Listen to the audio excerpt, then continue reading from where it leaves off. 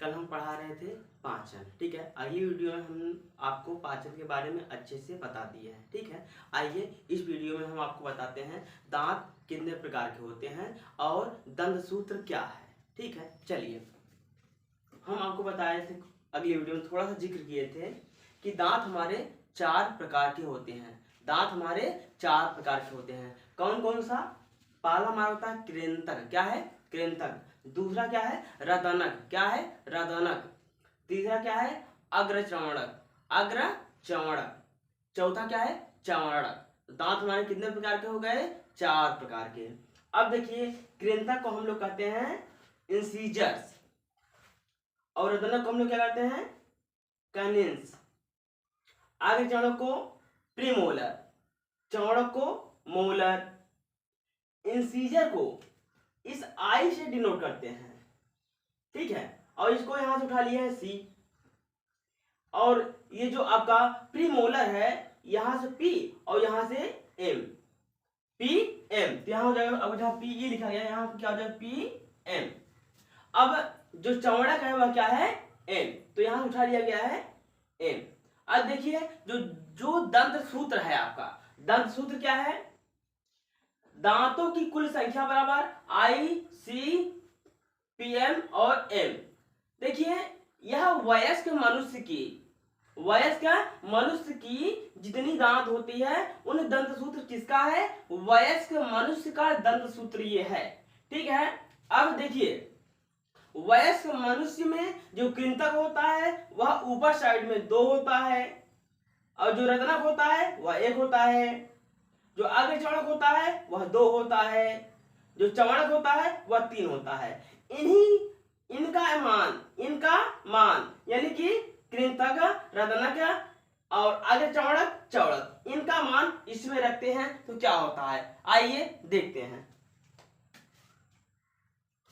आई का मान यहाँ पर दिया गया था, आई का मान यहाँ पर दिया गया कितना?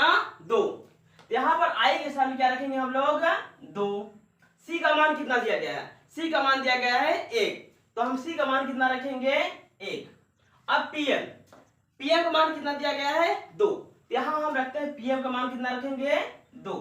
उसके बाद कितना बचा है? एम का मान कितना दिया गया है? 3, तो हम एम का मान कितना रखेंगे?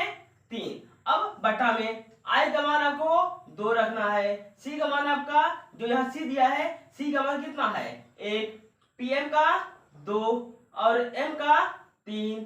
अब गुणते 2 यानी इंटू 2 क्यों किया गया है? यानी गुणते 2 क्यों किया गया है? क्योंकि एक हो गया ऊपर का, दूसरा हो गया नीचे का, यानी कि ऊपर का जो आपका चौभर ये कहा जाता है, जिसे हम लोग कहते हैं ये जबड़ा, ऊपरी जबड़ा और निचली जबड़ा, ऊपरी जबड़ा और निचली जबड़ा, तो ऊपर का एक, नीचे का एक, ऊपर का एक, नीचे का एक, 2 जबड़ा यानी ऊपर वाला जबड़ा और नीचे वाला जबड़ा, इसीलिए हम लोग क्या किए हैं? इंटू 2 यानी गुणे 2 किया गया है।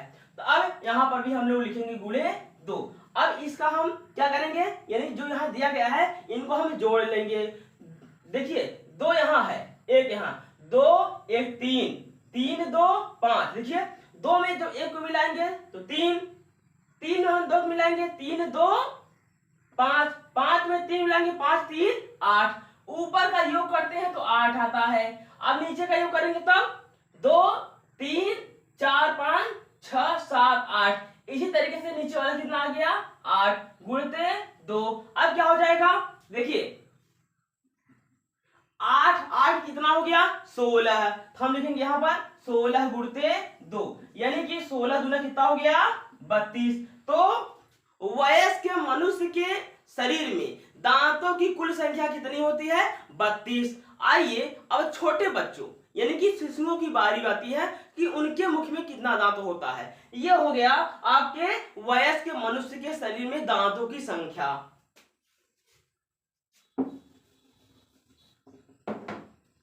अब देखिए, सबसे पहले जो छोटे बच्चे होते हैं उनको सबसे पहले 2 दांत आते हैं। ठीक है, 2 दांत आते हैं जिसे हम लोग कहते हैं, उन्हें हम लोग कभी कभी कहते हैं कि मूसक दांत। ये 2 दांत बच्चों के मूषक दांत हैं, लेकिन मूषक दांत नहीं होते, वास्तव में वह शिशु के दांत होते हैं, लेकिन वह बच्चे जो उन बच्चों को लोग कहते हैं मूषक दांत, ठीक है ना। जो उनके दांत आते हैं कहते हैं ये मूस का दांत, जो कि यानी कि चूहे का दांत। ऐसा नहीं होता जब, ठीक है ना, क्योंकि वह शिशु है, शिशुओं का दांत होता है। देखिए कैसे, उसमें क्या होता है, जो कृंतक होता है वह कितना होता है, 2।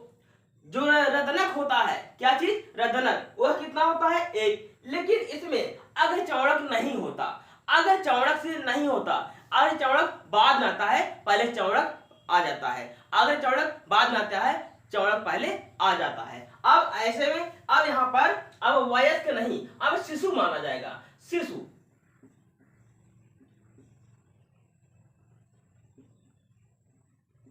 शिशु यानी कि छोटे बच्चे। अब जो छोटे बच्चे होते हैं उनके दांतों की संख्या देखिए कैसे होती है। आई का मान रखेंगे हम लोग 2, सी का मान हम रखेंगे 1, पीएम, पीएम यहां कितना है, 0, एम कितना है, 2।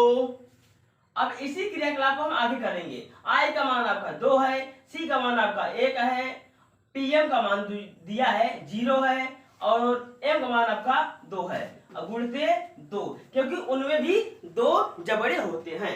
अब देखिए क्या होता है, इनका हम योग करेंगे, 2 1 3, 3 2 कितना हो जाता है, 5, ऊपर लिखेंगे 5। अब नीचे देखिए 2 1 3, 3 2 5 बटा 5, गुणते 2, 5 5 कितना हो जाता है, 10, 10 गुणते 2, तो 10 गुना कितना हो गया, 20। तो अब यहां पर देखिए शिशु यानी कि छोटे बच्चे, जो छोटे बच्चे होते हैं उनके दांत कितने होते हैं, 20। वयस्क मनुष्य के कितने होते हैं, हमने अभी पहले इसके पहले जो निकाला था वह 32 आया था, जो वयस्क मनुष्य का था। ये किसका हो गया, यह शिशु यानी कि जो छोटे बच्चे होते हैं उनके दांतों की संख्या कितनी होती है, 20। ठीक है, अब हम अगली वीडियो में आपको बताएंगे कल।